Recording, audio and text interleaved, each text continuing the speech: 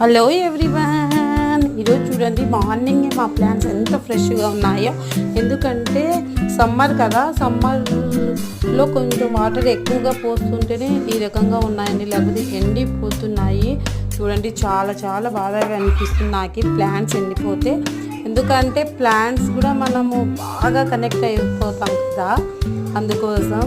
చూడండి ఎండిపోయినాయండి ఆల్మోస్ట్. చాలా కేరే తీసుకున్నాను, బట్ ఒక 2 days వాటర్ అనేది వేయలేదు. చెప్పి వెళ్తే కూడా ఊరికి వెళ్ళాము. తర్వాత ఇక్కడ మా మేడ్కి వచ్చేసి చాయ్ ఇస్తున్నాను.